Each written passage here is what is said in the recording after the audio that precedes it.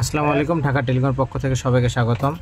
F64 box firmware update, এটা দেখেন, এটার অপশন এখানে দেওয়া আছে। মাঝখানে বাটন ধরে ইউএসবি কেবল লাগালে ফার্মওয়্যার সিলেক্ট করতে বলবে। যেহেতু আপনারা নতুন ফার্মওয়্যার ডাউনলোড করা নাই, সেক্ষেত্রে এখানে ক্যান্সেল করে দিবেন। ক্যান্সেল করে দিয়ে আবার যে বক্স ফার্মওয়্যার লেখা আছে ওখানে ক্লিক দিবেন।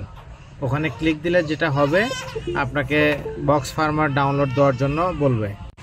তো যেহেতু আপনাদের ফার্মার নাই, সেক্ষেত্রে আপনাদের যেটা করতে হবে, ক্যান্সেল করতে হবে। ক্যান্সেল করে আবার আপনি রাইট বক্স ফার্মারে ক্লিক দিবেন, তখন আবার অটোমেটিক সার্ভার থেকে ডাউনলোড হবে। এই যে দেখেন, এই জিনিসটাই হবে।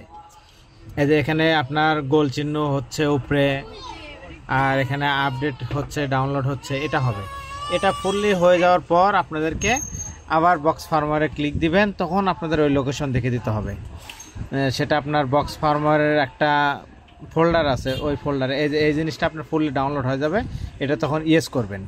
ইয়েস করে দেওয়ার পর জিনিসটা রাইট হবে। রাইট হওয়ার পর বক্সটা ফার্মার আপডেট হয়ে যাবে।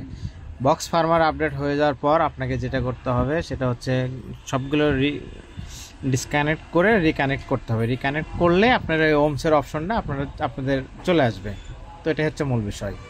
আবারও বলি, রাইট বক্স ফার্মারে ক্লিক দিবেন, ফাইল লোকেশন দেখে দিতে বলবে। ফাইল তো আপনাদের কাছে নাই, তখন ক্যান্সেলে ক্লিক দিবেন। দেওয়ার পর আবার রাইট বক্স ফার্মারে ক্লিক দিবেন, তখন অটোমেটিক সার্ভার থেকে ডাউনলোড হবে। হওয়ার পরে সেটাকে আপনার ইনস্টল করতে হবে।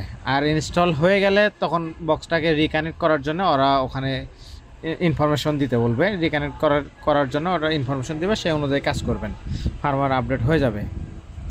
তো ধন্যবাদ সকলকে, ভালো থাকবেন, সুস্থ থাকবেন। আসসালামু আলাইকুম।